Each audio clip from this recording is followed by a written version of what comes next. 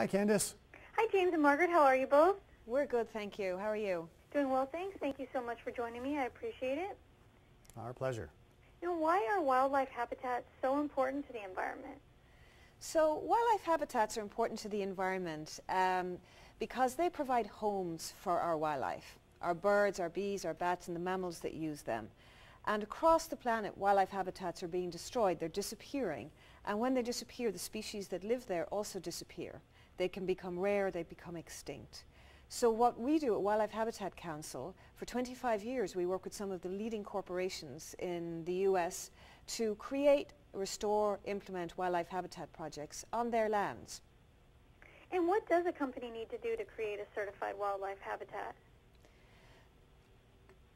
A company that works with Wildlife Habitat Council will sit down with us and our biologists and determine what the best biodiversity objective for them is. What can they do given the restrictions of their site, given the locations of their facility, given the staff that's there? What should they be trying to impact in terms of a change for wildlife habitat?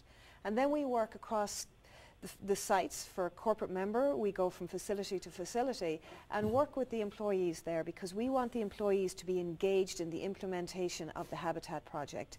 We ask the employees to do the project, whether it's removing invasive species or restoring wetlands or planting trees. Then we ask them to monitor what happens with the project.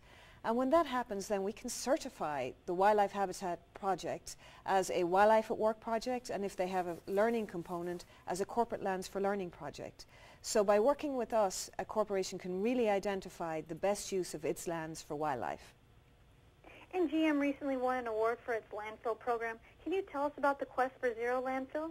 Absolutely. I mean, you think about your own household, how many bags of garbage and recycling you put out to the street corner every week. Well, imagine if you're running a car company and having facilities all around the world. That, of course, as part of the car building process, creates some degree of waste.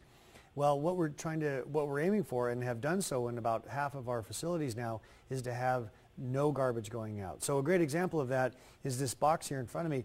This is the casing that goes on the battery, that holds the batteries on the Chevrolet Volt. Very high-tech machine, obviously, and the plastics that are used in this are also very high-tech.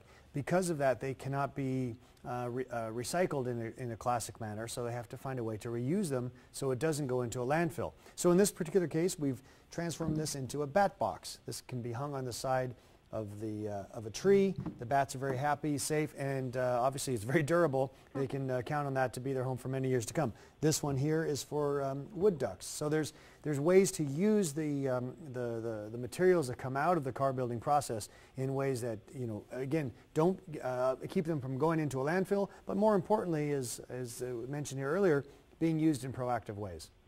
And how can people get involved with local wildlife habitat programs?